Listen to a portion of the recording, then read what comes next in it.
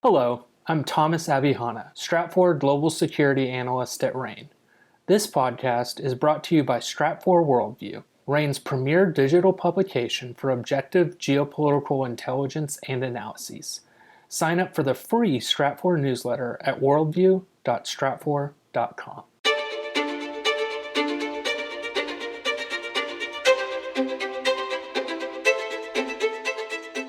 Welcome to the Essential Geopolitics podcast from Stratfor, a RANE company. I'm Emily Donahue. On March 1st, the White House announced that they would not be sharing vaccines with Mexico or any other country. Just 18 days later, the administration announced it will share 4 million doses of the AstraZeneca stockpile with both Mexico and Canada. What changed the White House's mind? Here with guidance is Carmen Colosi, Stratfor Latin America analyst at RANE. Welcome, Carmen. Thanks, Emily. So good to be here. So what changed the White House's mind? Well, there was the March 2nd meeting between U.S. President Joe Biden and Mexican President Andrés Manuel López Obrador. López Obrador pressured Biden to share the U.S.'s stockpile of AstraZeneca vaccine. But even after that meeting, the Biden administration publicly remained firm over its decision not to share vaccines. López Obrador continued to pressure Biden to share vaccines. Meanwhile, the Biden administration saw an increasing number of migrants arriving at the southern border. The rise in migrants from January to February was so great that the U.S. Homeland Security Secretary stated that if numbers continue to grow at the same rate, the organization would face the biggest surge of migrants at the southern border in 20 years. The Biden administration was feeling this pressure the week of March 15th, particularly from Republican lawmakers who advocated that Biden take action to stop immigration. Finally, on March 18th, Biden announced that he would share 2.5 million doses of AstraZeneca stockpile with Mexico.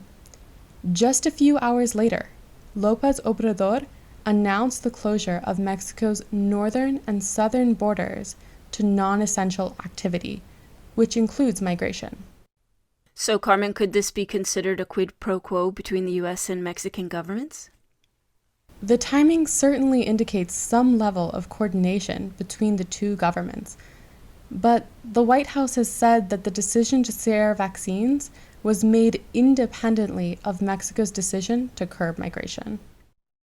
So what changes is Mexico making to halt Central American immigration?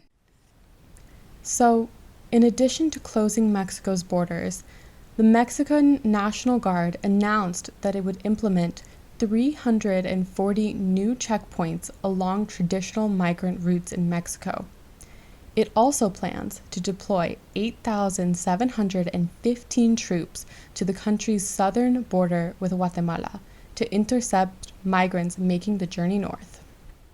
Now, Stratfor has forecast that there would be increased migration from Central America. What could this change that Mexico is making mean for migrant patterns in the next few months? For the next few weeks, migrants are likely to continue showing up at the U.S.'s southern border in the same numbers as they did in February, just like we forecasted. However, the closure of Mexico's southern border and the deployment of troops is likely to be moderately effective at intercepting migrants, most of which come from Central American countries. This will likely lead to a decreased number of migrants showing up at the U.S.-Mexico border after about 3 to 4 weeks. And so what would a migrant slowdown implicate for the U.S.-Mexico border? First and foremost, the migrant slowdown will allow the Biden administration some time to build up the capacity to process migrants in the U.S. It would also allow the administration time to coordinate with Central American governments and address the root causes of migration.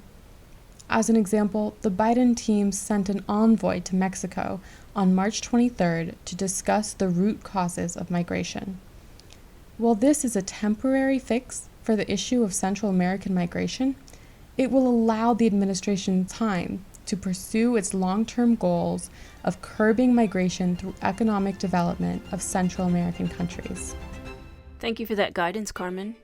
Thank you so much for having me, Emily. Carmen Colosi is Stratfor Latin America analyst at RANE. Get regular intelligence updates on global geopolitics with the free Stratfor Worldview newsletter from RANE. Sign up at worldview.stratfor.com. That's worldview.stratfor.com. I'm Emily Donahue. Thanks for listening.